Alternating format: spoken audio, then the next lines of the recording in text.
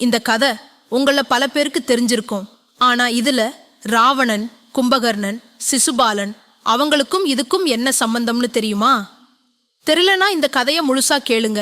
அதுக்கு முன்னாடி நம்ம சேனலுக்கு சப்ஸ்கிரைப் பண்ணிருங்க. சத்திய யுகத்துல பிரபஞ்சத்தின் தெய்வீக சமநிலையை காத்து வந்த வைகுண்டம் அப்படின்னு தெய்வீக உலகம் இருந்துச்சு. வைகுண்டத்தின் நுழைவாயில்ல ஜெயா அப்புறம் விஜயா அப்படின்னு 2 சக்தி வாய்ந்த காவலர்கள் இருந்தாங்க.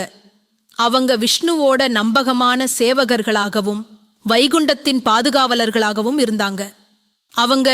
அவங்களோட கடமையில் உறுதியானவர்களாக இருந்தாலும் அவங்க சக்தி அப்புறம் வைகுண்டத்துக்கே காவலாளிகளா இருக்கும் அப்படின்னு ஒரு அகந்தை அவங்க கிட்ட அதிகமாயிட்டே இருந்துச்சு. ஒரு 4 முனிவர்கள் சனக, சனந்தன, சனத்குமாரர் மற்றும் சனத் சுஜாதர் விஷ்ணுவை தரிசிக்க வைகுண்டத்திற்கு வந்தாங்க.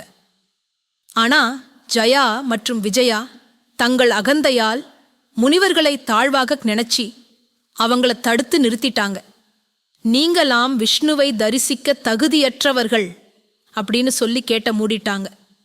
இதனால முனிவர்கள் பெருங்கோபத்துல, நீங்கள் தெய்வீக உலகத்தில் தங்குவதற்கு தகுதியற்றவர்கள், உங்கள் அகந்தை காரணமாக நீங்கள் மானிடர்களாக பிறக்க வேண்டும் அப்படின்னு சாபம் கொடுத்தாங்க. ஜயா மற்றும் விஜயா தங்கள் தவறை உணர்ந்து முனிவர்களிடம் மன்னிப்பு கேட்டனர்.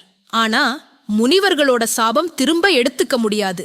இதனால அவங்க விஷ்ணு கிட்ட பிரார்த்தனை செஞ்சாங்க. விஷ்ணு அவரோட சேவகர்களின் பிரார்த்தனையை கேட்டார். அவர், நீங்கள் மானிடர்களாக 3 பிறவிகளில் பிறந்து எனது எதிரிகளாக இருப்பீர்கள். ஒவ்வொரு பிறவியிலும் நான் உங்களை அழித்து உங்களை மீண்டும் தெய்வீக உலகத்திற்கு அழைத்துச் செல்வேன் அப்படின்னு சொன்னாரு. முதல் பிறவில ஜயா மற்றும் விஜயா ஹிரண்யாக்ஷா மற்றும் ஹிரண்யகசிபு என்ற சகோதரர்களாக கபமுனிவர் மற்றும் திதிக்கு மகனா பிறந்தாங்க. கபமுனிவர் பிரபஞ்சத்தின் முக்கியமான முனிவர்களில் ஒருவராகவும் திதி அசுர குலத்தின் தாயாகவும் இருந்தாங்க. அவங்க தாயின் குலத்தால் அவங்க அசுரர்களாக பிறந்தாங்க. ஆனா அவங்க சாதாரண அசுரர்கள் அல்ல. அவங்களோட முந்தைய பிறவியின் சக்தி மற்றும் சாபத்தின் காரணமாக அவர்கள் மிகப்பெரிய சக்தி வாய்ந்தவர்களாக வளர்ந்தனர். ஹிரண்யாக்ஷா இருவரில் மூத்தவர், ரொம்ப அகந்தை மற்றும் ஆசையால் ஆட்கொள்ளப்பட்டார். அவரோட சக்தியை பயன்படுத்தி 3 உலகங்களிலும் பயத்தை பரப்பினார். தேவர்கள் கூட அவரோட சக்திக்கு பயந்தாங்க. ஆனா அவரோட அகந்தை எல்லை மீறியது. பிரபஞ்சத்தின் மீது தனது ஆதிக்கத்தை நிலைநிறுத்த அவர் ரொம்ப ட்ரை பண்ணாரு. இந்த முயற்சியில தனது மாபெரும் சக்தியால் பூமியை பிரபஞ்ச கடலின் ஆழத்தில் தள்ளினார். இதனால் பூமியில வாழ்க்கையெல்லாம் அழிய ஆரம்பிச்சது. பிரபஞ்சத்தோட சமநிலை குலைந்தது மற்றும் தேவர்கள் திகைத்தனர். தேவர்கள் ஹிரண்யாக்ஷாவின் சக்திக்கு எதிராக உதவிக்காக பிரபஞ்சத்தின் பாதுகாவலரான விஷ்ணுவை போய் பார்த்தாங்க. தேவர்களின் பிரார்த்தனையை கேட்ட விஷ்ணு சமநிலையை மீட்டெடுத்து பூமியை காப்பாற்ற முடிவு பண்ணாரு. அவர் ஒரு பெரிய தெய்வீக வடிவத்தை எடுத்தார், வராக அவதாரம். வராகன் பிரபஞ்சத்தின் நீரிலிருந்து தோன்றி ஒரு மிரள வைக்கும் கர்ஜனத்துடன் பிரபஞ்சத்தை அதிர வைத்தார். இது போருக்கான அழைப்பு, பூமியை மீட்கும் அவரது மிஷனின் அறிவிப்பு. வராகன் பிரபஞ்ச கடலின் ஆழத்தில் மூழ்கி தனது சக்தி வாய்ந்த உருவத்தால் நீரை வெட்டி சென்றார். கடலோட ஆழத்துல அமைதியாயிருந்த பூமி அவரை காத்திருந்தது. தெய்வீக சக்தியை உணர்ந்த பூமி நம்பிக்கையுடன் நிரம்பியது. ஆனா வராகன் பூமியை அணுகும்போது ஹிரண்யாக்ஷா தோன்றினான். என் பிரதேசத்தில் யார் நுழைகிறார்கள் என்று அவன் கோபத்துடன் கத்தினான். நீ ஒரு சாதாரண வராகன், என்னை எதிர்க்க நினைக்கிறாயா? நான் பிரபஞ்சத்தின் அதிபதி என்றார். வராகன் ஹிரண்யாக்ஷாவின் அகந்தையை பொருட்படுத்தாமல் உறுதியாக நின்றார்.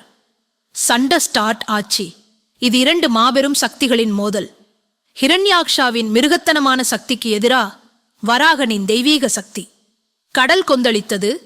தேவர்கள் மற்றும் முனிவர்கள் மேலிருந்து இதை ரொம்ப பதட்டத்தோட பார்த்துட்டு இருந்தாங்க. ஹிரண்யாக்ஷா கடுமையாக தாக்கினார். ஆனால் வராகன் ஒரு சாதாரண எதிரி அல்ல. 1000 புயல்களின் சக்தியுடன் அவர் எதிர்த்தார். போராட்டம் நீண்ட நேரம் நடந்தது. இறுதியில் வராகன் ஒரு வாய்ப்பை கண்டார். தனது பெரிய கொம்புகளால் ஹிரண்யாக்ஷாவை தூக்கி பிரபஞ்சத்தின் தரையில் வீசினார். ஹிரண்யாக்ஷாவின் பயங்கர ஆட்சி முடிவுக்கு வந்தது. அப்புறம் வராகன் தனது கவனத்தை பூமி மீது திருப்பினார்.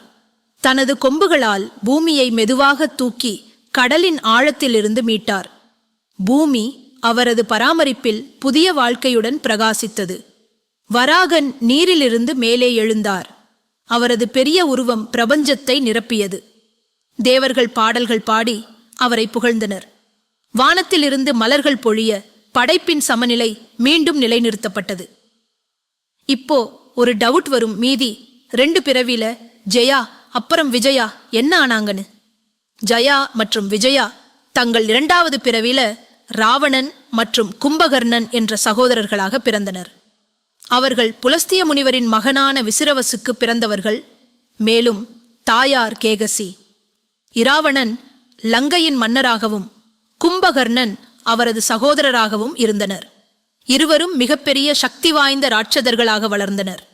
ஜயா மற்றும் விஜயா தங்கள் 3வது பிறவியில் சிசுபாலன் மற்றும் தந்தவகிரன் என்ற சகோதரர்களாக பிறந்தனர். அவர்கள் யதுகுலத்தில் பிறந்தவர்கள், மேலும் கிருஷ்ணனின் உறவினர்களாக இருந்தனர். இந்த கதை அகந்தை மற்றும் தெய்வீக சமநிலையின் முக்கியத்துவத்தை எடுத்துக்காட்டுகிறது. ஜயா மற்றும் விஜயா தங்கள் தவறுகளால் தெய்வீக உலகத்தை இழந்தாலும் அவர்கள் விஷ்ணுவின் கருணையால் மீண்டும் தெய்வீக நிலையை அடைந்தனர்.